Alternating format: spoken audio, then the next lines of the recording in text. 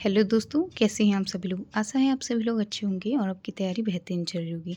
तो जो अभी तक का हमारा पहला पार्ट चल रहा था, यानी कि cell the unit of life जो चैप्टर चल रहा था, वो हम कंप्लीट कर चुके हैं। उसके हमने प्रीवियस ईयर क्वेश्चन और प्रैक्टिस सेट भी देख लिया है। अब जो हमारा नेक्स्ट टॉपिक है उसकी बात करें तो वो हमारा है सेल साइकिल और सेल डिवीज़न।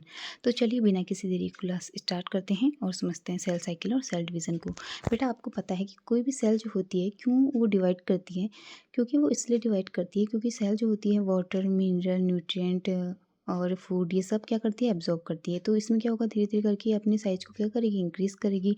और इसी प्रकार इसका साइटोप्लाज्म में क्या होगा, इंक्रीज़ होगा। तो इसमें क्या होगा, आपका न्यूक्लियर डिवीजन भी आपको इसमें देखने को मिलेगा। इसलिए सेल को क्या होती करने की ज़रूरत पड़ जाती है, डिवाइड करने की ज़रूरत पड़ जाती है। इसलिए सेल क्या होती है, डिवाइड होती है। अब सेल का मेनली डिवाइड होने के दो और रीज़न भी हैं। एक तो कैरियोप्लाज्मिक इंडेक्स को मेंटेन करने के लिए और एक सरफेस एरिया रेशियो को मेंटेन करने के लिए। यानी कि कैरियोप्लाज्मिक इंडेक्स उसे कहते हैं जिसके अंदर आपका साइटोप्लाज्म और न्यूक्लियस का वॉल्यूम आता है। यानी कि साइटोप्लाज्म और न्यूक्लियस के वॉल्यूम को मेंटेन करने के लिए और साथ में सरफेस एरिया को अपने मेंटेन करने के लिए ये सेल को डिवाइड होना पड़ता है।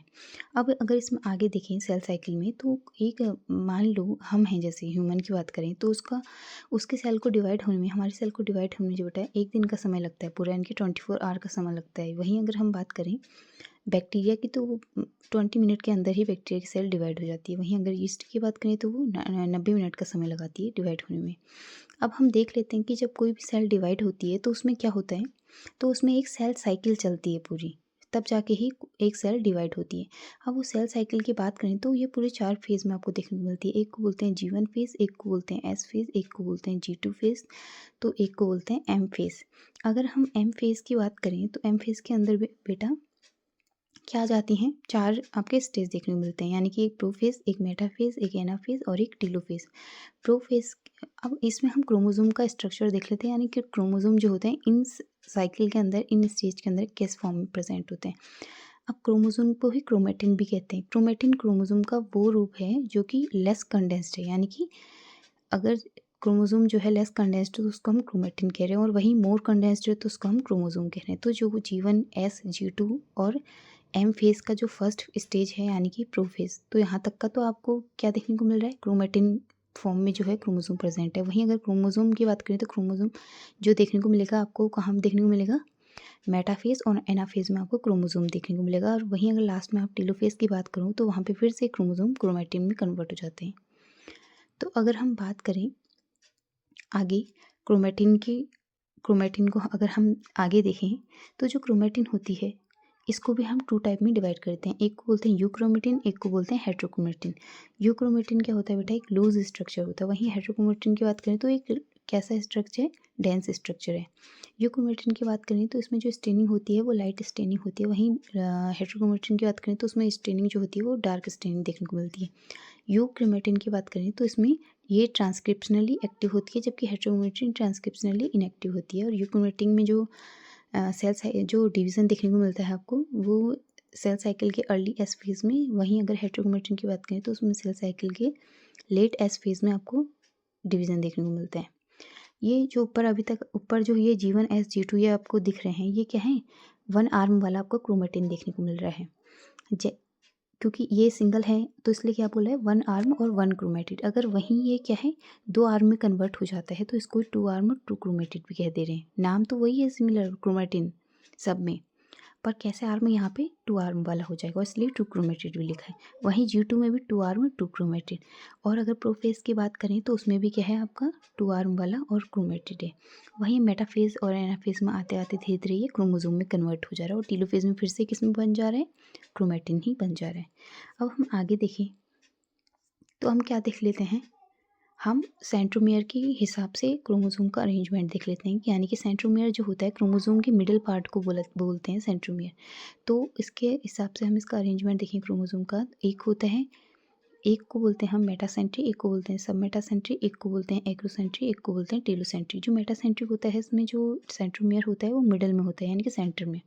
वहीं बात करें सब मेटासेंट्रिक में तो जो सेंट्रोमियर है वो आपका थोड़ा सा सेंटर से थोड़ा सा दूर देखने को मिलेगा। अगर वहीं आप बात करें एक्रोसेंट्रिक की तो उसमें जो होगा वो एंड से थोड़ा सा पास देखने को मिलेगा। वहीं अगर बात करें आपका टेलोसेंट्रिक की जो लास्ट में है तो उसमें आपको पूरे लास्ट में यानी कि टर्मिनल पॉइंट पे ही आपको क्या देखने को मिलेगा, सेंट्रोमियर देखने को मिलेगा।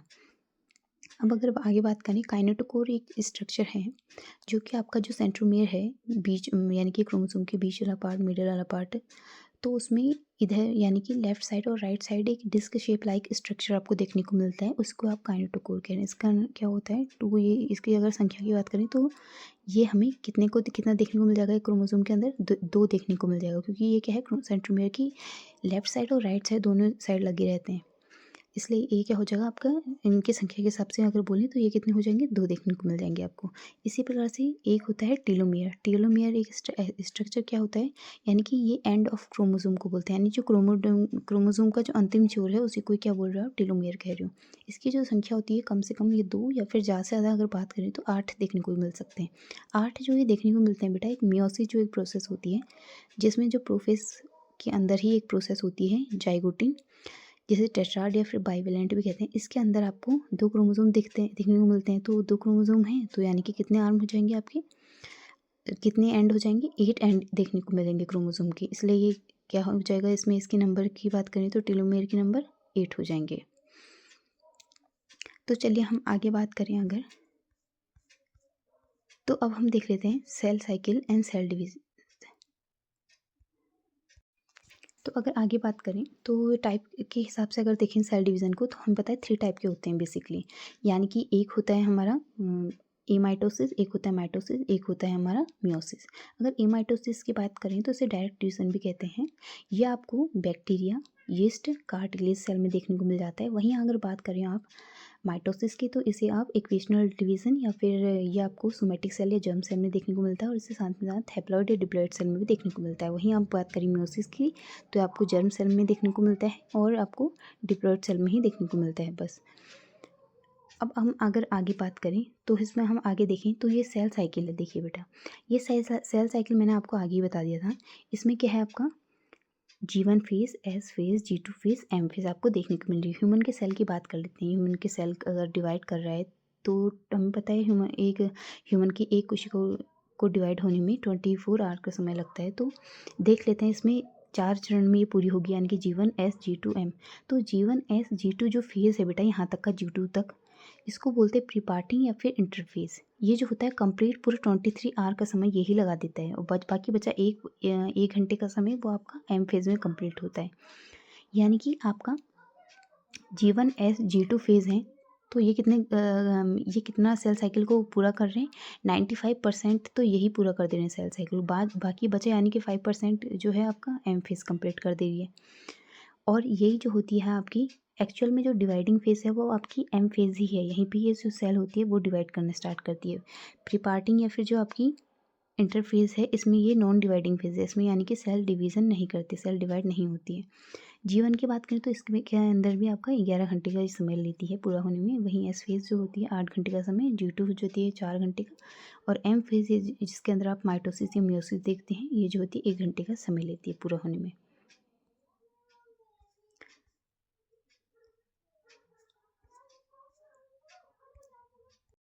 अब अगर हम डिटेल में समझें, इंटरफेज़ या फिर प्रीपार्टिंग फेज़ जो आपकी 95% सेल साइकिल को पूरा कंप्लीट कर रही है और 23 आवर में कंप्लीट कर दे रही है, और ये जो कि नॉन डिवाइडिंग फेज़ है।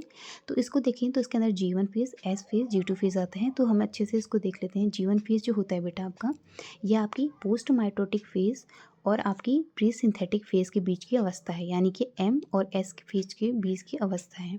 इस G1 फेज़ में क्या होता है बेटा, आपका प्रोटीन, एंजाइम और आरएनए का सिंथेसिस देखने को मिलता है आपको। किस का, आरएनए, प्रोटीन और एंजाइम का सिंथेसिस इसमें होता है। वहीं अगर आप बात करें एस फेज़ की, तो ये आपका G1 और G2 फेज़ के बीच में पाई जाती है। एस फेज़ की अगर बात करें तो इसके अंदर डुप्लीकेशन देखने को मिलता है आपका न्यूक्लियस और साइटोप्लाज्म का। जो न्यूक्लियस का डिवीज़न है उसके अंदर आपको डीएनए और हिस्टोन प्रोटीन का आपको डुप्लीकेशन देखने को मिलता है। वहीं आप अगर बात करें साइटोप्लाज्म की, तो उसके अंदर आपको सेंट्रोसोम का डुप्लीकेशन या फिर रेप्लिकेशन देखने को मिलता है। अब अगर बात करें G2 फेज़ की, तो ये जो G2 फेज़ होता है आपका एस और एम, यानी कि पोस्ट सिंथेटिक फेज़ और प्री माइटोटिक फेज़ के बीच में पाई जाती है। इसमें जो होता है, इसमें आपका माइटोकॉन्ड्रियल प्लास्टिड का डुप्लीकेशन होता है, और इसमें साथ में साथ आपका आपको आरएनए की सिंथेसिस, आपको प्रोटीन की सिंथेसिस और आपकी ट्यूबुलिन प्रोटीन होती है, इसकी सिंथेसिस देखने को मिलती है। अब चलिए अगर आगे बात करें हम, यानी कि एम फेज़ या फिर माइटोटिक या मियोसिस की बात करें, तो एम फेज़ को अगर आप डिटेल में देखें तो एम फेज़ की अगर हम बात करें तो इसमें हम सबसे पहले माइटोसिस को देख लेते हैं। यानी कि ये एक्चुअल में डिवाइडिंग फेज़ है। ये सेल साइकिल का सिर्फ और सिर्फ 5% ही कवर करती हैं और ये होती है 1 घंटे की प्रोसेस होती है। तो इसको देखें तो इसके अंदर आपका माइटोसिस आता है। माइटोसिस को भी अगर देखें तो ये भी 2 उस कैटेगरी में डिवाइड है, यानी कि साइटोकाइनेसिस और कैरियोकाइनेसिस।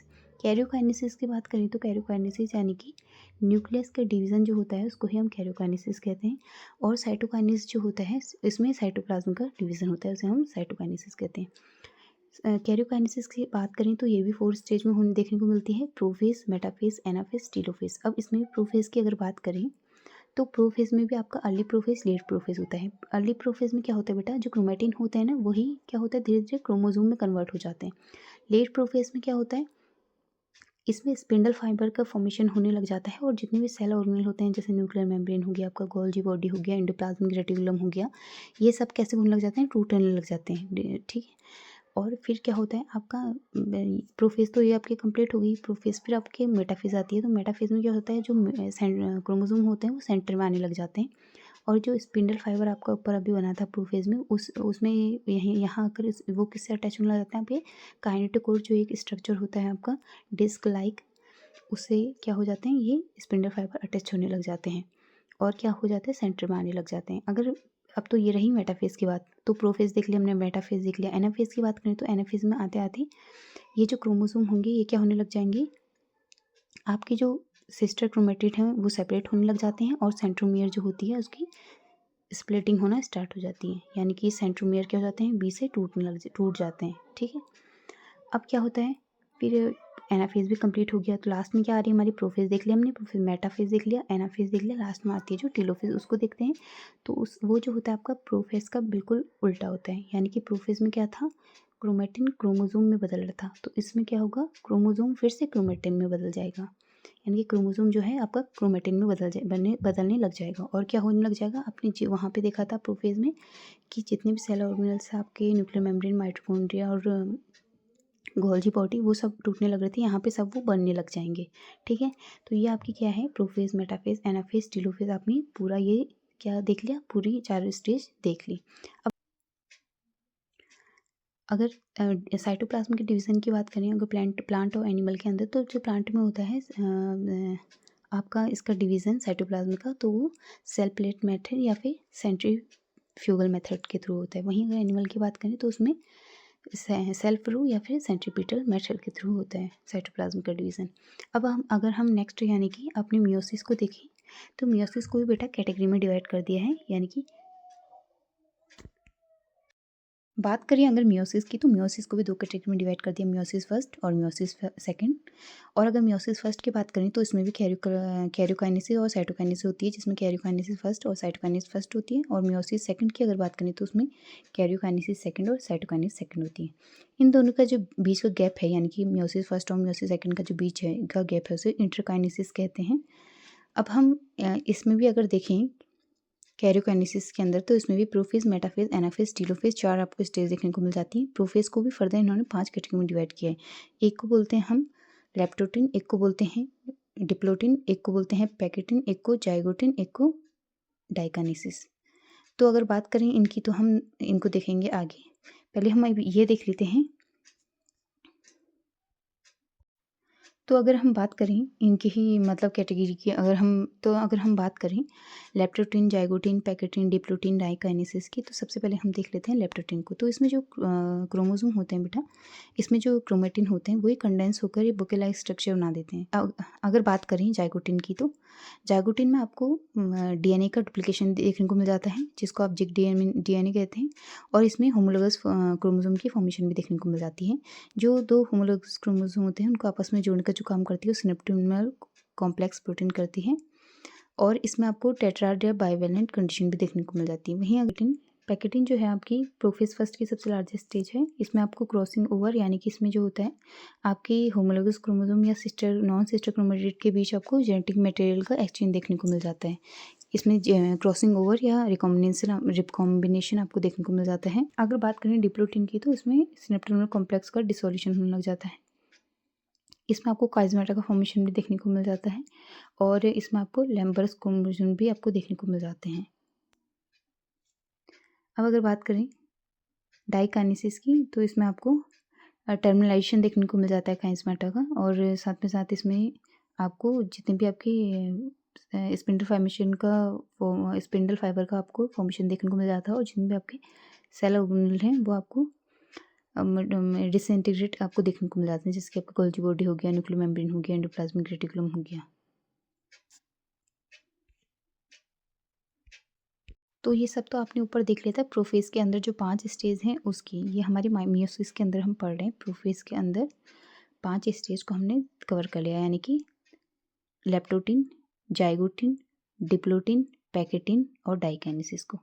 अब अगर हम प्रोफेज को देख लिया, मेटाफेज को देखे तो यही सिमिलर किसके जैसा है, उसके जैसा ही है जैसे हमने माइटोसिस में देखा था। यानी कि इसमें क्या हो जाएगा, स्पिंडल फॉर्मेशन से आपका मतलब जो स्पिंडल फाइबर बने थे प्रोफेज में उससे आपका क्या होगा, काइनेटोकोर का अटैचमेंट होने लग जाएगा और ये जो आपके क्रोमोसोम है ये सेंट्रोमेर लग जाएंगे। जैसे हम अगर इसी प्रकार से हम अगर आगे देखें तो एनाफेज जो है उसमें हम देख लेते हैं कि वहाँ पे हमने देखा था जब हम ऊपर बात कर रहे थे माइटोसिस की, तो उसमें हमने जो एनाफेज को देखा था तो हमने देखा था उसमें सेंट्रोमियर की स्प्लिटिंग हो रही थी और जो क्रोमोसोम थे वो आपका सेपरेट हो रही थी। तो यहाँ पर हम देखते हैं कि सेंट्रोमियर की स्प्लिटिंग तो नहीं होती है, पर जो होमोलोगस क्रोमोसोम होते हैं वो आपका सेपरेट होते हैं आपस में।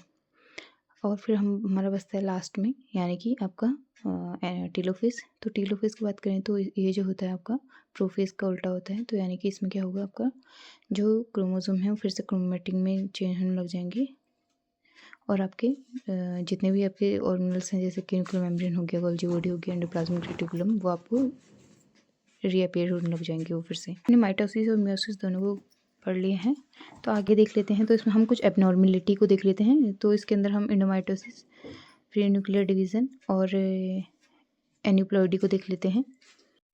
एंडोमाइटोसिस में क्या होता है, एंडोमाइटोसिस में हमारा डीएनए जो डुप्लीकेट कर जाता है, पर जो हमारा क्रोमेटिड होता है वो सेग्रीगेट नहीं कर पाता है, जिसकी वजह से स्काई कन्फिग्रेशन में बन जाती है या फिर जिसको हम पॉलीप्लॉइडी भी कहते हैं स्ट्रक्चर को। अगर बात करें हम प्री न्यूक्लियर डिवीज़न की, तो इसमें जो होता है कैरियोकाइनेसिस तो होती है पर साइटोकाइनेसिस नहीं होती है, यानी कि न्यूक्लियस का डिवीज़न तो आपको देखने को मिलता है पर जो साइटोप्लाज्म का डिवीज़न है वो आपको देखने को नहीं मिलता है, जिससे क्या होता है एक सेल के अंदर बहुत सारे न्यूक्लियस आपको देखने को मिल जाते हैं। और अगर बात करें आपकी तीसरी एबनॉर्मलिटी की, तो वह है आपकी एन्यूप्लॉइडी। तो एन्यूप्लॉइडी में क्या होता है, आपकी क्रोमोसोम का नंबर इसमें क्या होता है, घट या बढ़ जाता है नॉन डिसजंक्शन की वजह से। इसमें क्या होता है, जो क्रोमोसोम होते हैं होमोलोगस क्रोमी या फिर नॉन सिस्टर क्रोमैटिक जो होते हैं, किसके पास कम तो किसके पास ज़्यादा क्रोमोसोम आ जाते हैं, जिस वजह से क्या हो जाता है आपकी एन्यूप्लॉइडी देखने को मिलती है आपको। तो जैसे कि आप देखते हैं पर आपको पता है कि 46 क्रोमोसोम जो है, अगर इसमें हमारा एक क्रोमोसोम और एक्स्ट्रा ऐड कर दें तो क्या कौन सा सिंड्रोम हो जाता है, डाउन सिंड्रोम हो जाता है। अगर आप एक क्रोमोसोम घटा दें तो आपका टर्नर सिंड्रोम हो जाएगा 45 क्रोमोसोम की वजह से। तो ये आपका है एबनॉर्मलिटी जो कि आपको देखने को मिलती है। बात करें मतलब पॉइज़न की, सेल पॉइज़न की, तो आपको देख लेते हैं माइटोटिक पॉइज़न कि सेल की ग्रोथ को या फिर सेल को रोकने का काम कर रहे हैं। तो आपके अगर बात करें प्रोफेज के अंदर, तो प्रोफेज के अंदर साइनाइड और कार्बन मोनोऑक्साइड जो हैं वो आपको सेल साइकिल को रोकने का काम करते हैं। अगर वहीं मेटाफेज की बात करें तो आपका कॉल्चिसिन जो है वो आपको सेल साइकिल को रोकने का काम करता है। अब अगर आगे हम देखें तो हम देख लेते हैं जी नोट और क्रिसेंट स्टेज को।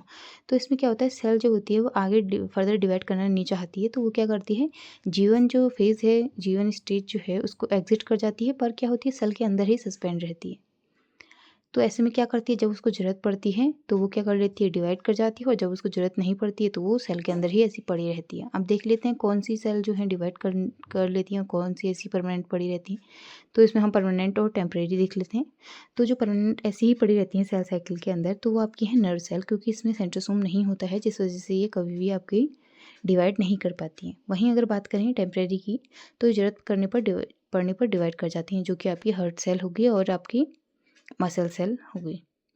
अब अगर हम आगे बात करें सेल साइकिल के कंट्रोल और हम चेक पॉइंट की बात करें, तो सेल साइकिल जो होती है उसको कुछ कंट्रोल, कोई सेल साइकिल जो होती है उसको कंट्रोल करने के लिए और उसके चेकिंग के लिए भी कुछ ना कुछ प्रोटीन होती हैं ऐसी जो उसको कंट्रोल करने का काम करती हैं। तो देख लेते हैं। बात करें तो साइक्लिन की, तो एक प्रोटीन है, इसके भी हम 3 टाइप में देख लेते हैं। एक को बोलते हैं हम जीवन साइक्लिन, एक को बोलते हैं हम एस साइक्लिन और एक को बोलते हैं माइटोटिक साइक्लिन। अगर बात करें हम नेक्स्ट साइड यानी कि दूसरी तरफ की ओर बात करें, तो इसमें हम आप देख लेते हैं, हमको देखने को मिल जाता है CDK यानी कि साइक्लिन डिपेंडेंट काइनेसिस। तो साइक्लिन डिपेंडेंट काइनेसिस की अगर हम बात करें तो इसमें हमें 7 टाइप के देखने को मिल जाते हैं, यानी कि ह्यूमन की बात करें तो CDK 1 से CDK 6 यानी CDK 1 2 3 4 5 6 इंपॉर्टेंट होते हैं। और वहीं अगर यीस्ट की बात करें तो उसमें CDK 1 जो होता है इंपॉर्टेंट रोल प्ले करता है। वहीं अगर बात करें हम एनिमल की, तो उसमें CDK 1 और CDK 2 जो होता है इंपॉर्टेंट रोल प्ले करते हैं। और वहीं अगर चेक पॉइंट की बात करें तो चेक पॉइंट मतलब ये है कि सेल आगे डिवाइड कर गई बाई चांस, और वो सेल में कुछ कमी है, कुछ वो है, तो क्या होगा, आगे आगे जितनी सेल डिवाइड करी उतनी उतनी क्या होगी, सेल में कमियां दिखती जाएंगी। इससे अच्छा उन कमियों को पहले ही क्यों ना ठीक कर लिया जाए, इसलिए क्या करी जाती है, बीच बीच में सेल को चेक करा जाता है। तो चेक पॉइंट की अगर हम बात कर लें तो चेक पॉइंट में भी आपको 3 उसमें डिवाइड कर लेते हैं। एक G1S चेक पॉइंट, एक G2M चेक पॉइंट और एक M या फिर हम इसे फाइनल चेक पॉइंट कहते हैं। G1S को हम इनिशियल चेक पॉइंट कह रहे हैं, G2M को हम इंटरमीडिएट चेक पॉइंट कह रहे हैं, वहीं हम M को फाइनल चेक पॉइंट भी कह रहे हैं। अगर बात करें हैं G1S की, तो इसमें क्या होता है, आपका जीनोम की चेकिंग करी जाती है। इसमें एक P53 एक मॉलिक्यूल होता है जो आपका, जिसे हम वॉचमैन ऑफ जीनोम या फिर गेट कीपर ऑफ जीनोम भी कह रहे हैं, ये आपको क्या करता है, जीनोम की चेकिंग करने का काम करता है। वहीं अगर बात करें G2M फेज की, तो इसमें आपकी किस चीज़ की चेकिंग होती है, तो इसमें आपकी ट्यूबुलिन प्रोटीन की चेकिंग की जाती है। वहीं अगर आप बात करो M चेक पॉइंट या फिर फाइनल चेक पॉइंट की, तो इसमें आपका ये चेकिंग करी जाती है कि जो क्रोमोसोम हैं वो सेग्रीगेट हुए हैं एनाफेज के अंदर या नहीं हुए हैं। तो ये आपने बात कर ली थी चेक पॉइंट की। तो आशा है कि आपको ये जितना भी पढ़ाया गया है समझ में आया होगा। हमने सेल साइकिल को अच्छे से देख लिया है और उसके डिवीज़न को क्यों इसकी ज़रूरत पड़ी, हमने चेक पॉइंट या फिर हमने बहुत सारी ऐसी चीज़ें देख ली हैं, जैसे कि हो गया माइटोटिक पॉइजन हो गया, चेक पॉइंट हो गया, जीन और जी क्वेश्चन हो गया, या फिर इसी प्रकार से आगे क्या क्या देख लिया आपने, माइटोसिस मियोसिस सेल डिवीज़न को देखा उनमें। इसी प्रकार से आशा है कि आपको आज का लेक्चर पसंद आया होगा। तो चलिए मिलते हैं नेक्स्ट डे नेक्स्ट क्लास के साथ। धन्यवाद।